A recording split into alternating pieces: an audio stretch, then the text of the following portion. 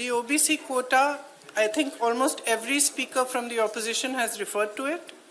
We are all saying that if there are women's reservations, just like there will be 1/3 reservations in the ST and the SC, there has to be a OBC reservation which is commensurate to the number. That's it. We are saying very, very clearly, and we will say this from every platform, we will say this in every state, not just the Congress party, but every party of the India Alliance will say it very, very clearly.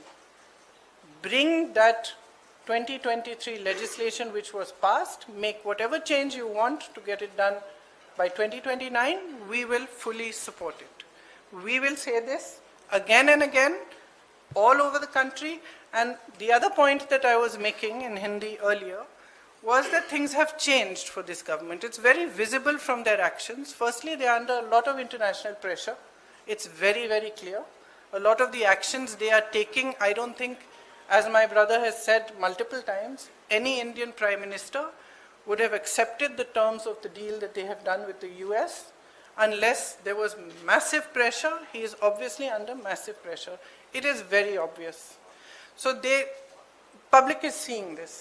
The public continues to suffer with multiple problems. The price of gas, price of fruit, vegetables, everything has gone up, and especially the burden of this is on the shoulders of women. And it's across class, across caste. It does not matter whether you're a rich woman, poor woman, whether you live in an urban center, whether you live in the villages. Your problems are increasing. And there is nothing coming from the government to resolve them. So the public can see it. So they can take their Mahila Morcha in front of whoever's house they want. They can make as much tamasha as they want. This country has now awakened to the fact that they do not stand by their words. They cannot be trusted, and certainly women cannot trust them, because we have seen their attitude and their behavior on multiple occasions. So I think it's very clear. They can do what they like. The public is seeing everything very, very clearly. And the chronology of their, the last few days, the way they have brought this bill, the things they have attached to it, the delimitation, the 2011 census, it's very clear. They knew this bill is not going to be able to be passed. They just wanted the political credit. Simple as that. देखिए, जैसे मैंने कहा, देश की जनता जो है उसमें बहुत ही ज़्यादा विवेक है. अगर इनको अभियान करना है पूरे देश भर में, खुलकर करें. लेकिन आज देश उस परिस्थिति में नहीं है जो 12 साल पहले था. और शायद कभी कभी ये होता है कि जब सत्ता बढ़ जाती है, लोग सच्चाई नहीं बताते हैं नेताओं. तो इस पूरे ये जो पूरा पिछले 2-3 दिनों में हुआ, इससे कुछ हद तक ये भी दिख रहा है कि ये समझ नहीं पा रहे हैं कि आज भारत बदल गया है. भारत की जनता देख रही है, समझ रही है कि मीडियाबाजी, पीआर बाजी, ये बड़े बड़े अभियान, इतना सारा पैसा डाला जाता है इसमें, ये चल नहीं रहा है. ये अब चल नहीं रहा है. कल बार बार अमित शाह जी कह रहे थे, आदरणीय अमित शाह जी कह रहे थे कि हमारी बातों पर भरोसा करिए. कोई भरोसा नहीं कर रहा है. असली पॉइंट तो ये है कि जनता का भरोसा उठ रहा है. तो आप जब कुछ कह रहे हैं तो उसको फेस वैल्यू पे जनता आज नहीं दे रही है. कुछ ठोस करना है तो आप 2023 में जो सर्वसहमति से जो विधेयक पास हुआ था, पारित हुआ था, सारे दलों ने उसका समर्थन किया था, उसको लाइए. उसमें अगर कुछ एकाध संशोधन करना है छोटा, ताकि वो अभी लागू हो सकता है, करिए, और उसको अभी लागू करिए. महिलाओं को हक दीजिए, अभी दीजिए. लेकिन उसको आप घुमाकर और दूसरी चीजों के साथ उसको अटैच करके आप गुमराह करने की कोशिश मत करिए. सीधी सी बात है, इसको अभी करिए. हम सब तैयार हैं. ये सरकार कह रहे हैं कि ब्लैक डे है. ब्लैक डे इनके लिए इसलिए है क्योंकि पहली बार इनको धक्का लगा जो लगना चाहिए था. आज की महिलाओं की समस्याएं बहुत ज्यादा बढ़ रही हैं, संघर्ष बढ़ रहा है. बेवकूफ नहीं है महिलाएं, सब कुछ देख रही हैं. वो पीआर, मीडियाबाजी, वो अब नहीं चलेगी. तो ये बहुत स्पष्ट है कि ये महिला आरक्षण बिल की बात नहीं थी, ये परसीमन की बात थी. और परसीमन इनको इस आधार पर करना था जिसमें इन्हें जाति को के आंकड़े नहीं देखने की जरूरत होती, और अपनी मनमानी करने की पूरी स्वतंत्रता मिलती। तो ये बिल्कुल मुमकिन ही नहीं था कि विपक्ष उनका साथ दे। और मैं बहुत खुश हूं कि आप सबने, देश ने देखा कि जब विपक्ष एकजुट हो जाता है तो किस तरह से इनको हराया जाता है।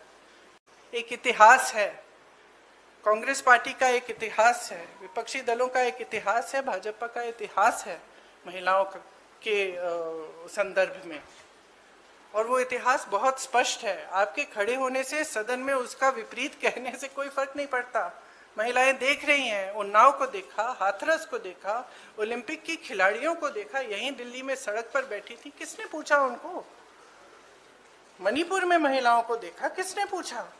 और आज आप संसद में खड़े होकर कह रहे हैं हम मसीहा बनना चाहते हैं महिलाओं के। देखिए, गृह मंत्री जी और प्रधानमंत्री जी का भाषण सुन रही थी। कई बार दोनों ने अलग अलग मौकों पर अपने भाषण में कहा कि आप लोग अगर इसके साथ सहमत नहीं होंगे तो आप कभी यहाँ नहीं बैठ सकते, आप कभी सत्ता में नहीं आ सकते, आप कभी जीत नहीं सकते। और इससे बहुत साफ हो गया कि इनकी मंशा क्या थी। हम सब थोड़ा चौंके हुए थे कि अचानक ये सत्र बुलाया जा रहा है, विधानसभा चल रहे हैं 2 प्रदेशों में, अभी अचानक बुलाया जा रहा है, बड़ी जल्दबाजी की जा रही है। किसी को मालूम नहीं था एक दिन पहले तक कि क्या आने वाला है, मसौदे में क्या होगा। मसौदा सार्वजनिक करते हैं सिर्फ एक दिन पहले, ताकि हमें समय भी नहीं मिलता। तो हम सब सोच रहे थे कि ये सब क्या हो रहा है और क्यों हो रहा है। मेरे ख्याल से पूरी साजिश जो रची गई षड्यंत्र की तरह, कि किसी न किसी तरह से हमें सत्ता में रहना है। अगर अभी नहीं किया जाएगा तो 2029 तक जो ये करना चाह रहे हैं परिसीमन, 2011 के जनगणना के आधार पर वो नहीं खत्म हो पाएगा। तो ये सब करने के लिए एक तरह से प्लान बनाने के लिए कि परमानेंटली हम सत्ता में कैसे रह सकते हैं और कैसे करें, महिलाओं का इस्तेमाल करके, महिलाओं के नाम पर हम आरक्षण लें। अगर ये लोग सहमत होंगे, पारित हो जाएगा तो एक तरफ हम ये कर लेंगे, दूसरी तरफ से हमें सारी स्वतंत्रता मिल जाएगी कि काट-पीट भी करिए, सीटों में किसी तरह से भी आप परिसीमन करा दीजिए।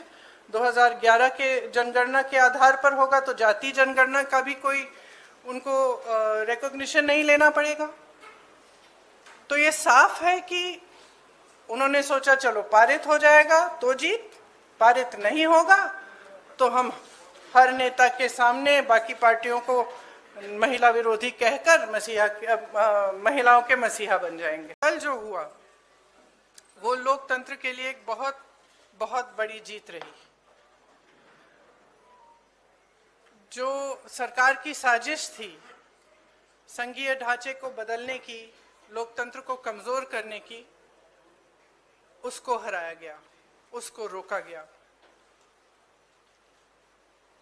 ये संविधान की जीत थी, देश की जीत थी और विपक्ष की एकता की जीत थी।